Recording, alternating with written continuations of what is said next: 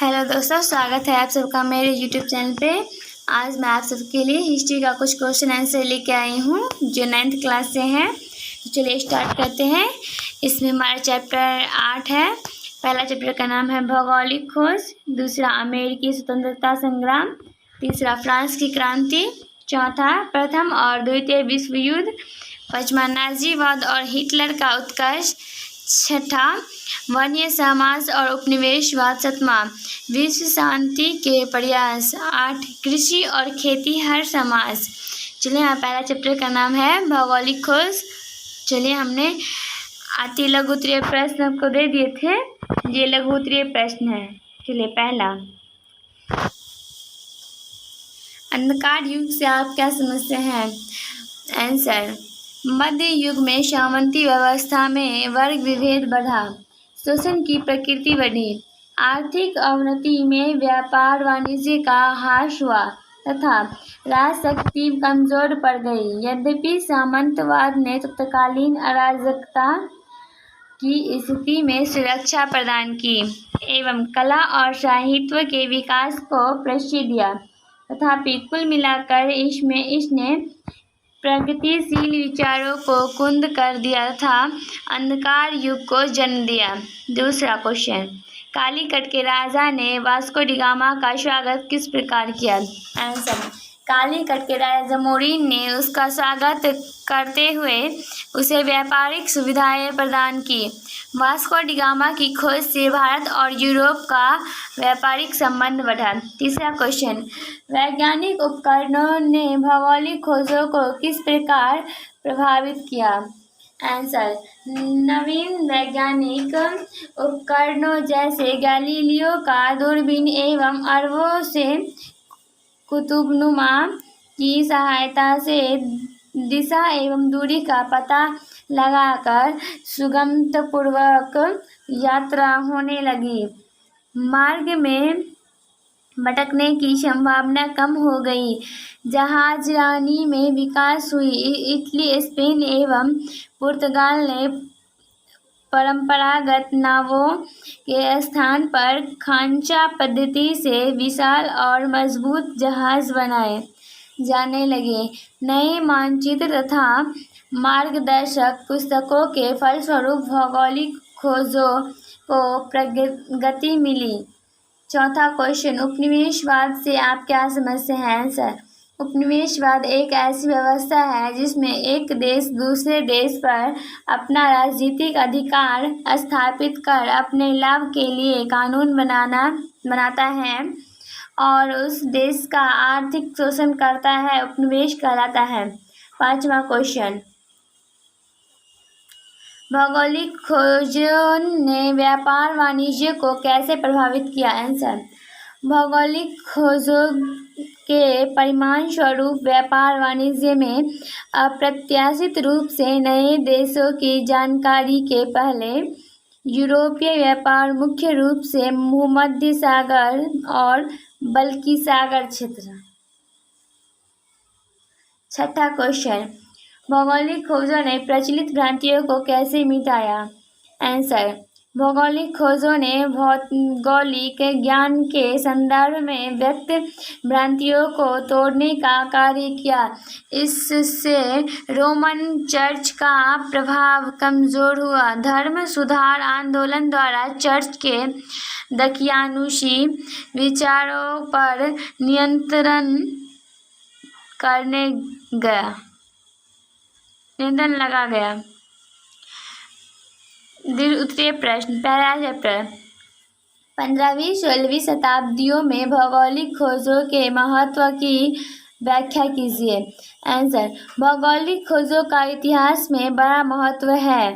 भौगोलिक खोजों ने यूरोप वासियों के कार्यों और चरित्र परिवर्तन ला दिया। नए देशों में आने वाला धन संपदा ने लोगों को लोभी तथा हिंसक बना दिया। शुरू में यह चंद व्यक्तियों के एकाधिकार में था। बाद में इस काम को सरकारी नियंत्रण में ले लिया गया, जिससे यह काम राष्ट्रीय गौरव का प्रतीक बन गया। एक तरफ तो व्यापार वाणिज्य का विकास हुआ और दूसरी तरफ उपनिवेश और सामंतवाद का प्रसार हुआ, जिसके कारण यूरोपीय देशों में आपसी झगड़ों का सूत्रपात हुआ। राजनीतिक और धार्मिक झगड़ों का सूत्रपात हुआ। राजनीतिक और धार्मिक मतभेदों ने उनके बीच विरोध को और बढ़ाया। अब बड़ी नौसेना रखना आवश्यक हो गया। व्यापार मार्गों से भी परिवर्तन आया। मुख्य व्यापार मार्ग अब भूमध्य सागर से होकर जाने के बजाय महासागरों से होकर जाने लगे।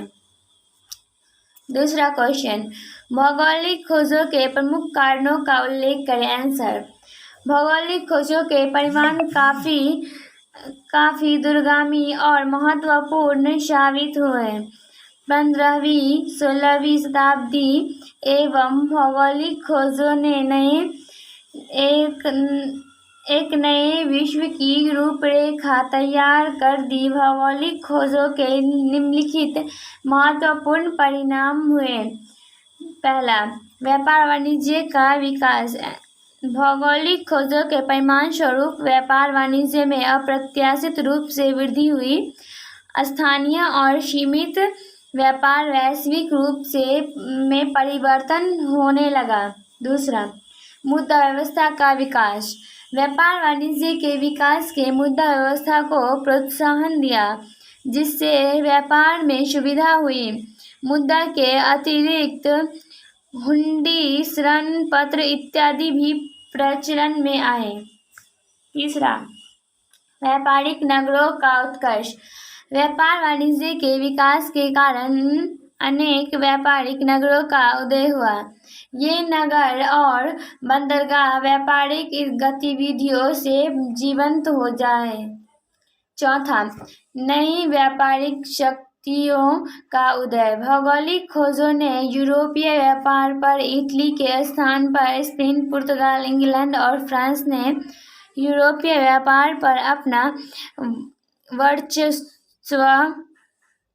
स्थापित कर लिया। इनके द्वारा स्थापित उपनिवेशों से इनके व्यापार वाणिज्य का विकास हुआ। पांचवा, बैंकिंग व्यवस्था का विकास। व्यापार के विकास ने बैंकिंग व्यवस्था को भी बढ़ावा दिया, जिससे न सिर्फ व्यापारी अपना धन सुरक्षित रखने लगे, बल्कि ऋण लेकर अपने व्यापार का विकास भी करने लगा। छठा, बहुमूल्य धातुओं का आयात। नए देशों की खोज ने कीमती धातुओं की कमी का पूरा कर दिया। इससे अर्थव्यवस्था को मजबूती प्रदान हुई तथा मुद्रास्फीति और कीमतों में वृद्धि हुई। सातवां, वाणिज्यवाद का विकास। बदलती परिस्थितियों में वाणिज्यवाद का भी विकास हुआ। विश्वव्यापी व्यापार के विकास पूंजीवाद को जन्म दिया। आठवां, उपनिवेशवाद का विकास। भौगोलिक खोजों का एक महत्वपूर्ण परिणाम हुआ। उपनिवेशवाद का जन्म और विकास व्यापारिक कंपनियों के माध्यम से संगठित हुआ। व्यापार का विकास का यूरोप राष्ट्रों में उपनिवेश स्थापना करने की होड़ लग गई। उपनिवेश ने साम्राज्यवाद को भी जन्म दिया। नौवां, ईसाई धर्म एवं पश्चिमी सभ्यता का प्रसार। उपनिवेशों के माध्यम से यूरोपीय राष्ट्रों ने ईसाई धर्म एवं पश्चिमी सभ्यता संस्कृति का प्रसार किया। दास व्यापार। भौगोलिक खोजों और व्यापार वाणिज्य के विकास ने मानव श्रम का महत्व बढ़ा दिया। नए खोजे गए देशों के लिए मूल निवासियों को गुलाम बनाकर उन्हें यूरोपीय बाजारों में बेचा गया। 11, व्यापारिक माल के स्वरूप परिवर्तन। पहले व्यापार में स्थानीय वस्तु की खरीद बिक्री की जाती थी, परंतु अब विभिन्न देशों की बहुमूल्य वस्तुओं एवं खाद्य पदार्थों का भी व्यापार किया जाने लगा।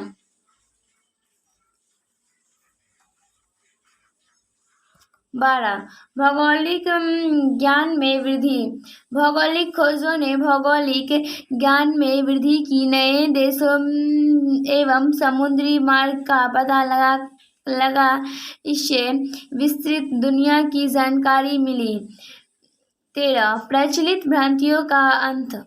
अंधकार युग में समुद्री यात्रा को लेकर अनेक भ्रांतियां थीं. नई खोजों ने इन भ्रांतियों को मिटा दिया. धर्म सुधार आंदोलन द्वारा चर्च के दकियानुसी विचारों पर नियंत्रण लगा गया. 14. अन्य महत्वपूर्ण परिणाम. भौगोलिक खोजों के विभिन्न प्रकार के आविष्कार हुए तथा जई फसलों का आदान प्रदान हुआ. इस प्रकार भौगोलिक खोजों का अंधकार युग का अंत कर आधुनिक युग के आगमन की पृष्ठभूमि तैयार कर दी. 3. क्वेश्चन. उपनिवेशवाद का आरंभ कैसे हुआ? इसके क्या परिणाम हुए? आंसर. भौगोलिक खोजों का एक महत्वपूर्ण परिणाम हुआ उपनिवेशवाद का जन्म. माध्यम से संगठित व्यापार का विकास कर यूरोपीय राष्ट्रों में उपनिवेश स्थापित करने की होड़ लग गई. इंग्लैंड, हॉलैंड, फ्रांस, पुर्तगाल और स्पेन ऐसे राष्ट्रों में प्रमुख थे. एशिया, अमेरिका, अफ्रीका, हिंद, चीन और अन्य स्थानों में इनके उपनिवेश स्थापित हुए. उदाहरण के लिए भारत में 1498 में पुर्तगाल, 1600 में अंग्रेज, 1602 में डच और 1664 में फ्रांसीसी आए. इन लोगों ने अपनी व्यापारिक कोठियां स्थापित कर यूरोपीय व्यापार का विकास किया. इन उपनिवेशों के आर्थिक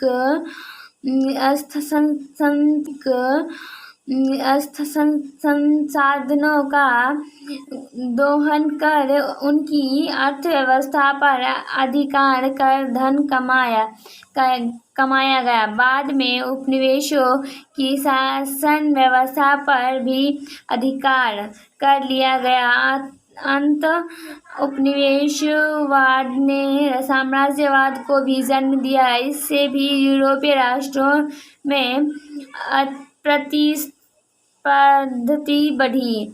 4. क्वेश्चन. भौगोलिक खोजों ने यूरोपीय अर्थव्यवस्था पर क्या प्रभाव डाला? व्याख्या करें. आंसर. भौगोलिक खोजों के कारण यूरोप के व्यापार तथा व्यवसाय का तेजी से विकास हुआ. इसमें विभिन्न उद्योगों में भी वृद्धि हुई और वह विश्वव्यापी हो गई. व्यापार का विकास होने से अब यूरोप में बड़े बड़े जहाज बनने लगे, जिससे उद्योग में वृद्धि हुई. इससे विविध प्रकार के माल विदेश में ढोए जाने लगे. चाय, मक्का, कहवा, आलू, तंबाकू आदि चीजों में यूरोप के लोग अपरिचित थे. इन चीजों का प्रवेश यूरोप में होने लगा. एशिया, अफ्रीका, अमेरिका आदि में यूरोप के निवासी बसने लगे और नए देशों में यूरोपीय सभ्यता संस्कृति का प्रसार हुआ और इस प्रकार के यूरोप की सभ्यता का प्रवेश उन देशों में हुआ. अफ्रीका का पिछड़ा हुआ देश था. वहाँ के लोगों के सभ्य बनाने का प्रयास किया गया. नए नए देशों में ईसाई धर्म के प्रचार भी होने लगे. नाविकों और व्यापारियों के साथ धर्म प्रचारक भी नए देशों में जाने लगे. उन्होंने ईसाई धर्म का प्रचार किया. भारत में गोवा ईसाई धर्म प्रचारकों का मुख्य केंद्र था. ईसाई धर्म मुख्यतः यूरोपीय धर्म था, पर भौगोलिक खोजों के कारण यह विश्वव्यापी धर्म हो गई। यूरोप में उपनिवेशों की स्थापना हुई। उससे यूरोप के देशों को अत्यधिक धन प्राप्त हुआ। धन के बाहुल्य के यूरोप में वैभव विलास की वृद्धि हुई। अब लोगों की रुचि से सज्जा और श्रृंगार की ओर बढ़ी। इराक की कालीन, चीनी रेशम, अमेरिका के बहुमूल्य पत्थरों तथा अफ्रीका के स्वर्ग का श्रृंगार और सजावट में उपयोग होने लगा। पर इसका एक दुष्परिणाम भी हुआ। भोग विलास की वृद्धि हुई और यूरोप के लोगों का नैतिक पतन प्रारंभ हुआ। हमारा 5वां क्वेश्चन है, भौगोलिक खोजों के महत्वपूर्ण परिणामों की विवेचना करें। 15वीं-16वीं शताब्दियों की भौगोलिक खोजों में एक नए विश्व की रूपरेखा तैयार कर दी। अब पश्चिमी और पूर्व का सांस्कृतिक एवं व्यापारिक संपर्क बढ़ा। इससे व्यापार वाणिज्य का विकास हुआ। पूर्वी देशों में यूरोपीय बाजार एवं बस्तियां बसने लगी। पूर्वी व्यापार यूरोपियनों के लिए अत्यंत लाभदायक था। अतः यूरोपीय राष्ट्रों में पूर्व से व्यापार करने की होड़ लग गई। भौगोलिक खोजों के निम्नलिखित महत्वपूर्ण परिणाम हुए। पहला, व्यापार वाणिज्य का विकास। भौगोलिक खोजों के परिणाम स्वरूप व्यापार वाणिज्य में अप्रत्याशित रूप से वृद्धि हुई। नए देशों की जानकारी के पहले यूरोपीय व्यापार मुख्य रूप से भूमध्य सागर और बाल्टिक सागर क्षेत्र से ही होती था। अब इसका क्षेत्र विस्तृत हो गया। व्यापार वाणिज्य अटलांटिक, हिंद और प्रशांत महासागर क्षेत्र से भी होने लगा। स्थानीय और सीमित व्यापार वैश्विक रूप में परिवर्तित होने लगा। दूसरा, मुद्रा व्यवस्था का विकास। व्यापार वाणिज्य के विकास ने मुद्रा व्यवस्था को प्रोत्साहन दिया। मुद्रा व्यवस्था के प्रचलन से व्यापार में सुविधा हुई। प्रत्येक देश अपनी मानक मुद्रा जानकारी करने लगा। धातु मुद्रा के अतिरिक्त हुंडी, ऋणपत्र इत्यादि भी मुद्रा के रूप में प्रचलन में आए। व्यापारिक नगरों का उत्कर्ष। व्यापार वाणिज्य के विकास के कारण अनेक व्यापारिक नगरों का उदय हुआ। इन नगरों में व्यापारी एकत्रित होकर सामानों की खरीद बिक्री करते थे। अब भूमध्य सागरीय व्यापारिक नगरों जेनेवा और बोन्सो का महत्व घट गया। उनका Paris, London, Lisbon, Liverpool, Bristol, Amsterdam, Antwerp इत्यादि ने ले लिया। ये नगर और बंदरगाह व्यापारिक गतिविधियों से जीवंत हो गए। नए व्यापारिक शक्तियों का उदय। भौगोलिक खोजों और व्यापार वाणिज्य के विकास ने यूरोपीय व्यापार पर इटली का एकाधिकार समाप्त कर दिया। इटली के स्थान पर अब स्पेन, पुर्तगाल, इंग्लैंड और फ्रांस ने यूरोपीय व्यापार पर अपना वर्चस्व स्थापित कर लिया। इसके द्वारा स्थापित उपनिवेशों से इनके व्यापार वाणिज्य का विकास हुआ। बैंकिंग व्यवस्था का विकास। व्यापार के विकास ने बैंकिंग व्यवस्था को भी बढ़ावा दिया। व्यापारी अपना धन इन बैंकों में सुरक्षित रखने लगा।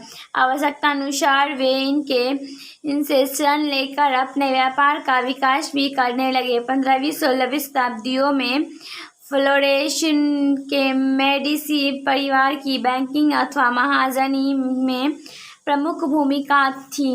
जेनेवा और अन्य नगरों में भी बैंकों की स्थापना की गई। अगर आपको हमारा वीडियो पसंद आया तो चैनल को लाइक और सब्सक्राइब जरूर कीजिएगा।